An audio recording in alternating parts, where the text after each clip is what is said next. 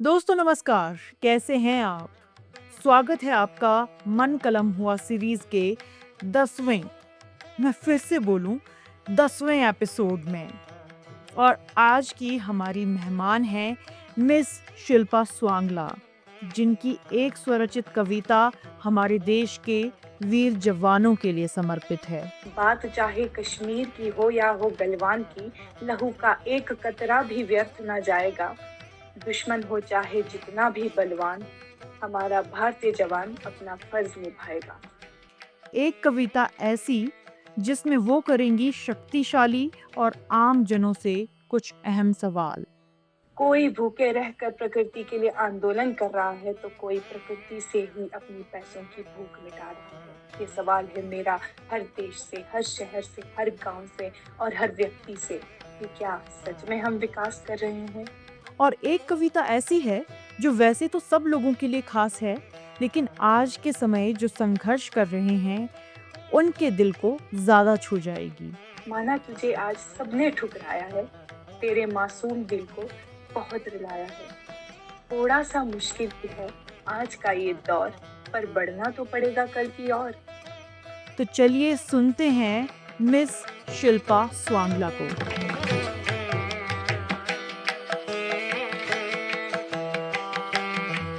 Hello Shilpa, कैसी हैं आप?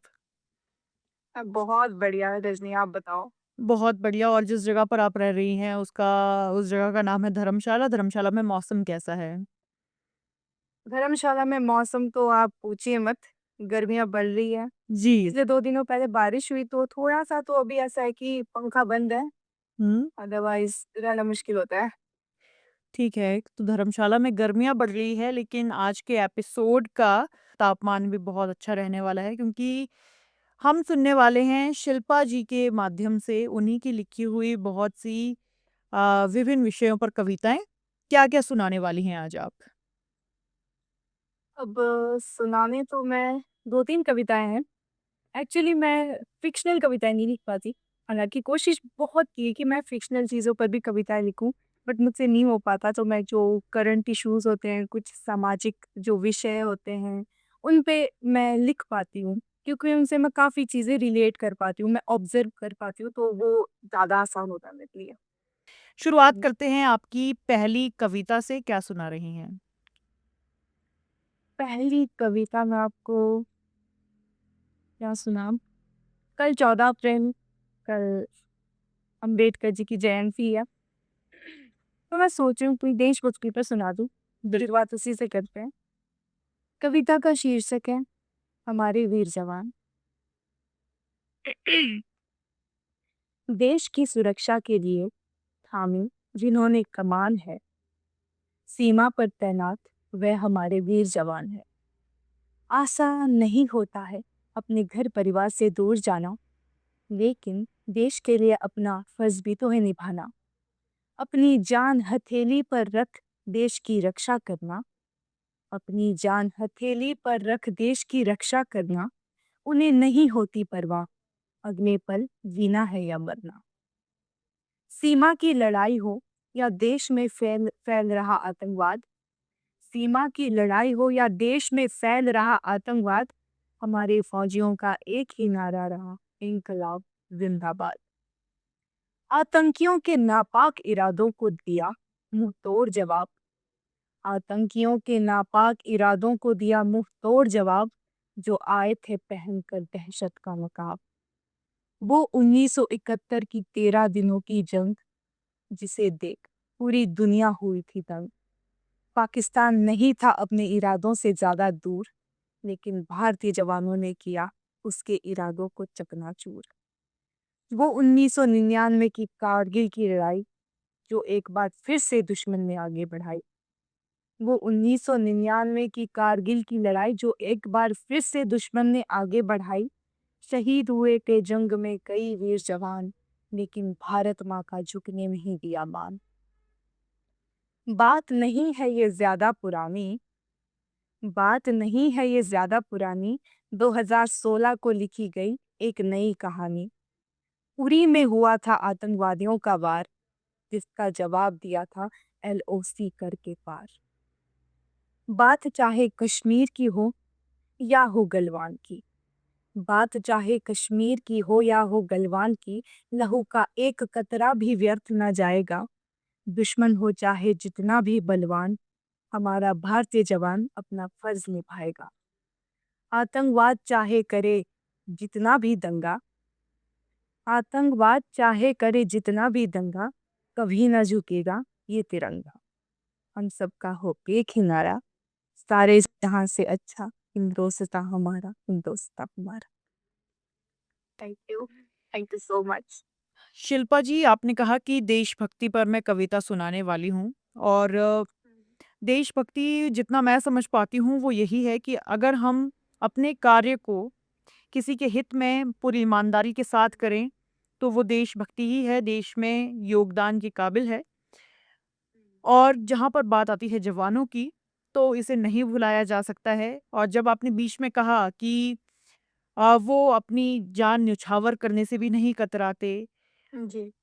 शायद डर सब में होता है, लेकिन देश को बचाने का, देशवासियों की रक्षा करने का जज़्बा कुछ लोगों में ही होता है और वो हमारे वीर जवान हैं, उन्हें शत-शत नमन है। आगे बढ़ते हैं और आपकी दूसरी कविता सुनते हैं। दूसरी कविता दूसरी कविता भी मैंने एनवायरनमेंट पे लिखी थी और ये मैंने रजनी उस समय लिखी थी जब महाकुंभ चला था प्रयागराज में। और महाकुंभ में अब मैं किसी की आस्था को गलत नहीं बोलती, लेकिन मुझे बहुत दुख होता है जब हमारे प्राकृतिक संसाधनों के ऊपर खासकर नदियाँ, हमारी मिट्टी, हमारी हवा, जब ये हम खासकर जो हमारा देश है, प्रकृति की पूजा करने में विश्वास रखता है और प्रकृति की पूजा करते टाइम हम प्रकृति का ही सर्वनाश कर रहे होते हैं। तो ये चीज़ मुझे बहुत बुरी लगती है। तो उस समय मैंने ये कविता लिखी थी। हालाँकि शीर्षक अभी तक मैंने दिया नहीं इस कविता को। क्या हम विकास कर रहे हैं? ये सवाल है मेरा बड़ी-बड़ी अर्थव्यवस्थाओं से, सभी विकसित और विकासशील देशों से कि क्या हम सच में विकास कर रहे हैं? प्रकृति को इंसान माँ कहकर पुकारता है।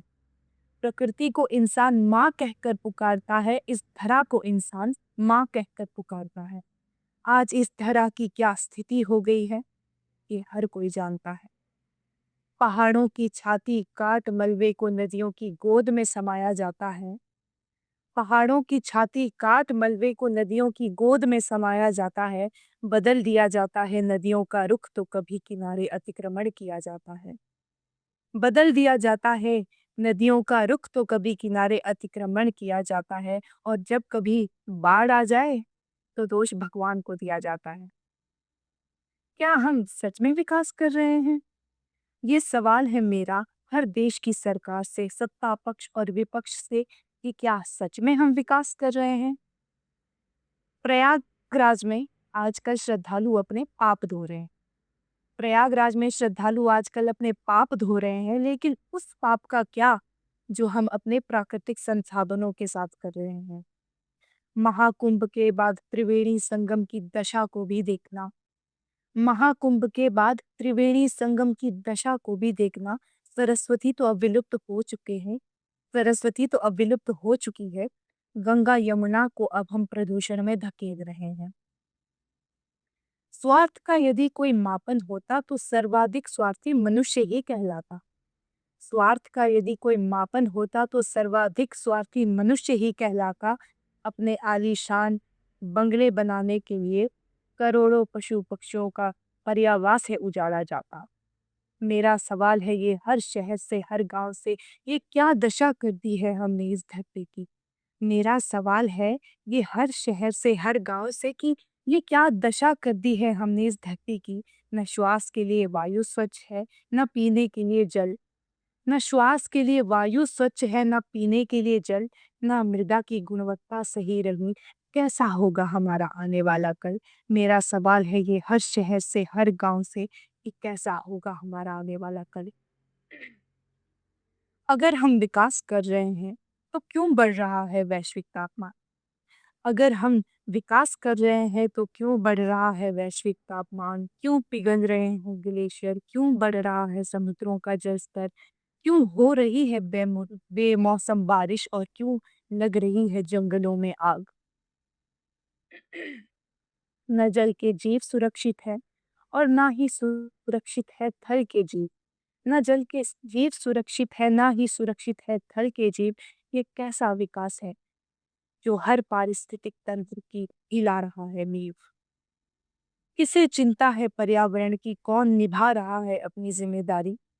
किसे चिंता है पर्यावरण की, कौन निभा रहा है अपनी जिम्मेदारी। ये सवाल है मेरा हर व्यक्ति से। कोई भूखे रहकर प्रकृति के लिए आंदोलन कर रहा है। सोनम वांगचुक जी, कोई भूखे रहकर प्रकृति के लिए आंदोलन कर रहा है तो कोई प्रकृति से ही अपनी पैसों की भूख मिटा रहा है। ये सवाल है मेरा हर देश से, हर शहर से, हर गांव से और हर व्यक्ति से कि क्या सच में हम विकास कर रहे हैं। Thank you.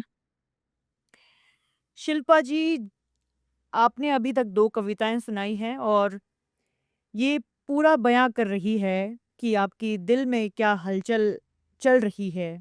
हाँ जी। और शायद बहुत से ऐसे लोग हैं, शायद कोई ऐसा ना हो जिसे समझ में नहीं आता है। कोई जवाब मिला है आज तक आपको इस सवाल का? सवाल का जवाब तो नहीं मिला लेकिन हर कदम पे एक सवाल खड़ा ज़रूर हुआ है। मुझे जब राह चलते अच्छे खासे पढ़े लिखे लोग कचरा सड़क पर फेंकते हुए नज़र आते हैं, तो मुझे जवाब नहीं, मुझे एक और सवाल मिलता है। मुझे सरकार से भी कोई जब भी हम इलेक्शन का टाइम आता है, जो हमारे नेतागण होते हैं, वोट माँगने आते हैं या फिर जो वादे किए जाते हैं, फ्रीबीज़ बाँटी जाती है, सब कुछ सब चीज़ों को सब सब चीज़ों से रिलेटेड वादे किए जाते हैं। लेकिन पर्यावरण, क्लाइमेट चेंज को लेकर कोई बात नहीं करता। तो हर कदम पे बस सवाल ही है, पता नहीं कब सुधरेंगे हम लोग। मुझे लगता है सवाल सभी को मालूम है और जवाब भी सबको पता है, लेकिन हम कहीं पर अनुसरण करने में गलती कर रहे हैं। गलती करते हैं। लेकिन मुझे उम्मीद है और मुझे बदलाव भी दिखते हैं कि हमारी जनरेशन्स, आने वाली जनरेशन्स इन बातों को हुँ, समझ रही है और धीरे-धीरे बदलाव। Rome was not built in a day. तो उम्मीद है कि हम सब इस राह पर आगे बढ़ेंगे। जी। देशभक्ति से स्वार्थ की ओर हम गए। अब आपकी तीसरी कविता की ओर चलते हैं। तीसरी कविता मेरी इन दोनों टॉपिक से बिल्कुल हट के है बट है मोटिवेशनल सी कविता है। इस कविता का शीर्षक है हाँ तुझे भी हक है। हाँ तुझे भी हक है मुस्कुरा के जीने का, जिंदगी के हर गम भुला के जीने का। हाँ तुझे भी हक है मुस्कुरा के जीने का, जिंदगी के हर गम भुला के जीने का। माना तू आज खुश नहीं है, माना तेरे हाथ आज कुछ नहीं है। माना तू आज खुश नहीं है, माना तेरे हाथ आज कुछ नहीं है। माना तुझे आज सबने ठुकराया है, तेरे मासूम दिल को बहुत रुलाया है। थोड़ा सा मुश्किल है आज का ये दौर, पर बढ़ना तो पड़ेगा कल की ओर। हाँ तुझे भी हक है मुस्कुरा के जीने का, जिंदगी के हर गम भुला के जीने का। शायद थक चुका है तू जमाने की दौड़ में, शायद थक चुका है तू जमाने की दौड़ में, शायद रुक चुका है तू आगे बढ़ने की होड़ में। शायद तू सबसे खफा है, शायद तू सबसे खफा है, शायद तेरा प्यार बेवफा है। रख हौसला और कर दे सारे पड़ाव पार, बेवफा है दुनिया तो खुद से कर ले प्यार। हाँ तुझे भी हक है मुस्कुरा के जीने का, जिंदगी के हर गम भुला के जीने का। जुबां की खामोशी को छोड़ तू अपने मन के शोर को सुन। जुबां की खामोशी को छोड़ तू अपने मन के शोर को सुन। पुराने ख्वाब टूट गए तो क्या हुआ, तू नए सपने बुन। दुनिया दुनिया के लोग तो यूं ही बोलते रहेंगे, तुम्हें हमेशा बात बात पर टोकते रहेंगे। दुनिया दुनिया के लोग तो यूं ही बोलते रहेंगे, तुम्हें हमेशा बात बात पर टोकते रहेंगे। तुझे ही तेरा सच पता है और तेरे ही हाथ में है तेरा कल। तुझे ही तेरा सच पता है और तेरे ही हाथ में है तेरा कल। दुनिया के लोगों से क्या लेना देना। मौसम से पहले तो यही लोग जाते हैं बदल। हाँ, तुझे भी हक है मुस्कुरा के जीने का, जिंदगी के हर गम भुला के जीने का। Thank you. लेकिन शिल्पा जी, ये बात कहाँ से आती है कि तुझे भी हक है मुस्कुरा के जीने का, जिंदगी के हर गम भुला के जीने का? कौन रोकता है किसी को मुस्कुराने से भला? रोकता तो रजनी डायरेक्टली कोई भी नहीं है। कई बार हमें कई बातें ऐसी सुनने को मिल जाती है। कई बार हम डिमोटिवेट हो जाते हैं। कई बार किसी से सुनने की भी ज़रूरत नहीं पड़ती। कई बार अपनी असफलताओं से हम डिमोटिवेट हो जाते हैं। और ये कविता मैंने उसी वक़्त लिखी थी जब मैं काफ़ी ज़्यादा अपनी ज़िंदगी में उतार-चढ़ावों से गुज़र रही थी। और मोटिवेशन जो होती है ना, वो हम जब किसी से सुने, कोई हमें 4 शब्द प्रेरणा के दे, तो हम 4 दिन में भूल जाएँगे। लेकिन जो अपनी अंदर की मोटिवेशन होती है, वही हमें कुछ करने का हौसला देती है। तो बस अपने आप को मोटिवेट करने के लिए मैंने ये कविता लिखी। और जो आपने खुद को प्रोत्साहित करने के लिए शब्द लिखे हैं, वो कितनों को प्रोत्साहित कर जाएँगे, ये हम में से कोई नहीं जानता, लेकिन ये शब्द किसी के दिल में ज़रूर बैठेंगे। अब आपसे मैं अंतिम सवाल करूँगी कि कहाँ पर पाती हैं आप जब आप कविता लिखती हैं, तो कितने क्या समझती हैं आप कि अभी आपको कितना लिखना बाकी है? और कितना अभी तो आपने लिखना शुरू ही किया है जितना मुझे शुरू लगता है। किया। अभी तो रजनी सच बताऊँ तो कविता लिखने का मन मुझे तब करता है ना जब जब मैं बहुत ज़्यादा बेचैन हो जाती हूँ। चाहे वो कभी ये होता है ना, किसी चीज़ से हम जूझ रहे होते हैं या फिर कोई ऐसी स्थिति आती है कि हम बहुत परेशान रहते हैं। तो मेरा ऐसा है ना कि जब मुझे जब मैं किसी चीज़ से गुज़र रही होती हूँ, मुझे एंग्ज़ायटी होती है या फिर कुछ भी प्रॉब्लम से गुज़र रही होती हूँ, तो मुझे लोगों से बताना अच्छा नहीं लगता। लोगों को बताना मतलब मैं कंफ़र्टेबल नहीं होती हूँ। तो उस टाइम मेरा पेन और मेरी नोटबुक मेरी फीलिंग्स को बाहर निकालने में बहुत हेल्प करती है। मुझे लगता है कि लोग पता नहीं आगे अगर मैं किसी को अपनी प्रॉब्लम बताऊँगी तो वो क्या सोचेगा, कैसे जज करेगा। लेकिन मेरी कविताएँ मुझे जज नहीं करती, उल्टा वो मुझे मेरा दिल हल्का करने में मेरी बहुत हेल्प करती है, बहुत ज़्यादा। तो बस अभी तो मैंने शुरुआत की है लिखने की, चाहे वो सोशल इश्यूज़ हो या फिर अपने दिल की फीलिंग्स हो या फिर कोई भी चीज़ हो, उस टाइम मैं बस जितना लिखती जाती हूँ ना, उतना मैं अपना मन हल्का महसूस कर पाती हूँ। तो बस यही है। मन में खलबली लो शिल्पा की कलम चली। वाह रजनी! तो मुझे बहुत अच्छा लगा शिल्पा जी आज आपसे बात करके और आपके शब्दों को, आपके मन के विचारों को जानकर। और उम्मीद है कि आप इसी तरह से लिखती रहेंगी, अपने मन को हल्का करती रहेंगी और हमें अपनी बातें इन फ्यूचर भविष्य में भी सुनाती रहेंगी। थैंक यू वेरी ज़रूर। मच आज के इस एपिसोड में आने के लिए। Thank you so much Rajni, आपने मुझे बुलाया। मुझे भी बहुत अच्छा लगा आपसे इतने टाइम बाद बात करके। साथियों, हम शुक्रगुजार हैं आप सभी के। आप सभी की बदौलत ही आज मन कलम हुआ सीरीज अपना 10वां एपिसोड पूरा कर पाई है। हम राह देखते रहते हैं आपके सुझावों की, इस चैनल की बेहतरी के लिए और आपके अनुभवों की बेहतरी के लिए।